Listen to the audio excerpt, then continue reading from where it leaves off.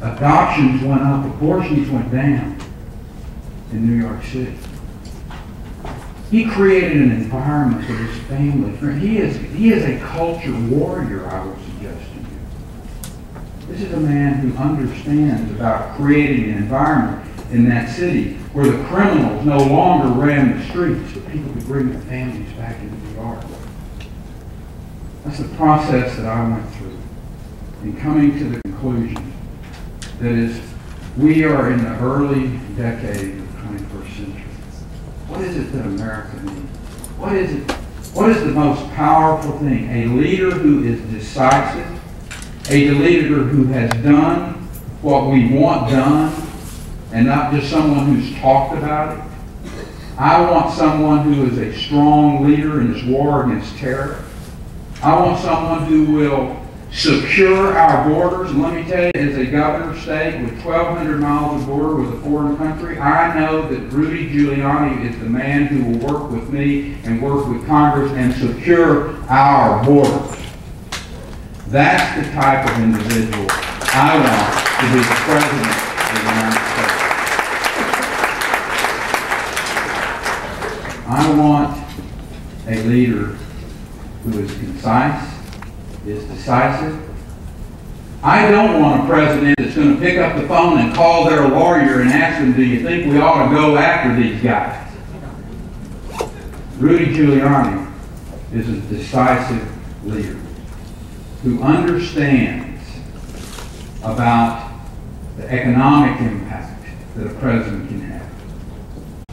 Well, let me tell you, that makes my heart warm when I hear those two words together in Supreme Court on a host of issues.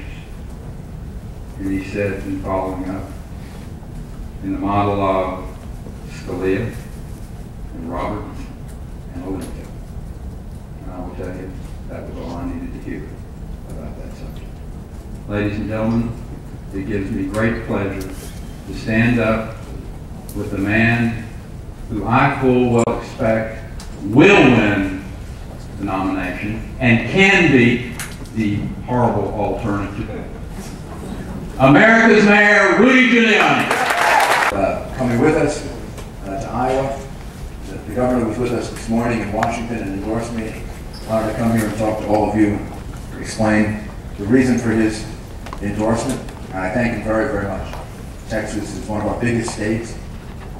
It has some of the big problems that we have to deal with, keeping this country moving forward. He's a terrific governor, and the very best support you can get are from people who are actually on the line doing the job of governing in a way that is fiscally conservative and is taking care of the safety and security of his people. So it's a real honor to me to have him with us. And when I finish speaking, he'll come up and answer some questions. If you want to find out about, if you want to find out about how to reform the legal system.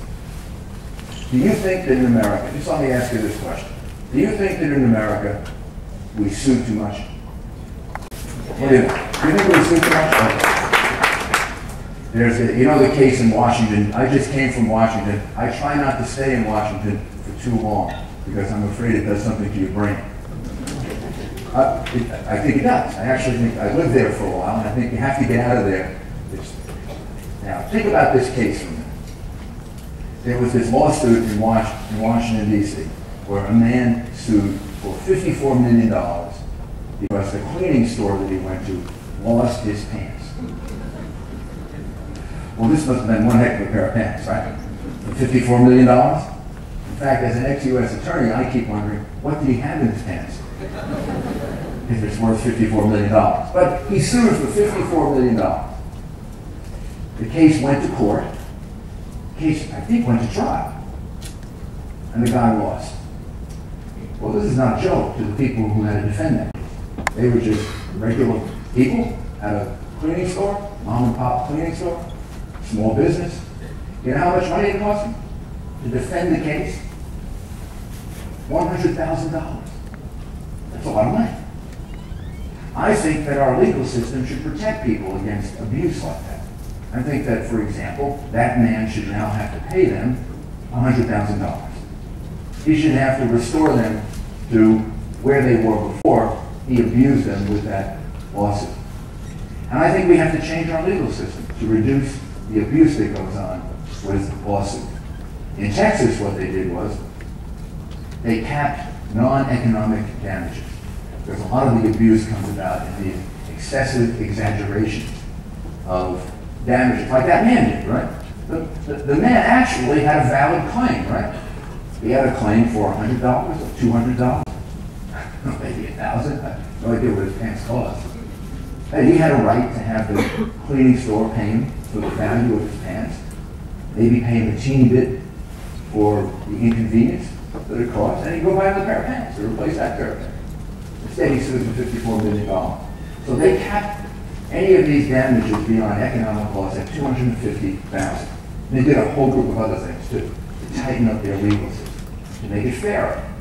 You know what happened the first year after they passed it? The number of doctors applying to practice medicine in Texas went up by 9%. The next year went up by 30%.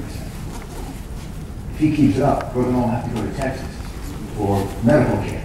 There aren't going to be many doctors left. They're all going to go to Texas.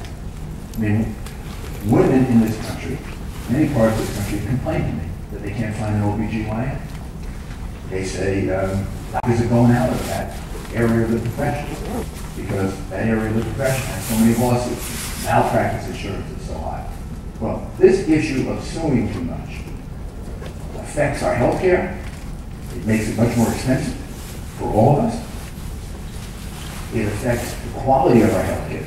It affects the doctors that we have, the availability, our access to health care. And then it affects our economy too. We don't see that as much. We don't feel that as much. But I can guarantee you it's happening. Countries that sue too much lose businesses. They lose jobs. There are 4 big things you have to be careful of in our economy. And if these things are happening, your economy shrinks and Americans have less jobs. If you can reverse these 4 things and prevent them from happening, then your economy grows. The sky's the limit. Here are the 4 things: overspending, overregulating, overtaxing, and oversuing. You do all those things too much, or any one of them too much, and your economy shrinks. It literally puts a lid on your economy, and people can't grow, and young people don't have as bright a future when there's a lid on your economy. Now, if you make sure that those 4 things don't happen, if you're a president that understands that this economy is essentially a private economy that needs to be encouraged, not burdened, then you kind of lift that lid off, and people can increase stock. They can become as successful as their hard work and talent, sometimes luck, allows them to be. And what happens in America that is organized around that kind of principle is that helps all of us. Somebody starts a business, that's good for them, it's also good for the 2 people they hire. And that business can expand, it's good for them, and it's good for the 10 people they can now hire. And that business expands more, now they hire 1,000 people. Some people get very jealous. Well, that guy with the business with us is getting very rich, and he's getting, the way I look at it, now 1,000 people are working. And this is the way America grows. This is the quintessential thing about our country. We're a private enterprise country. We're not a big central government country. Or at least when we're a private enterprise country, we grow. Sky's the limit. When we're too much of a centralized government country, we become like Europe. So, here's what I would do. I would first of all make sure that we kept taxes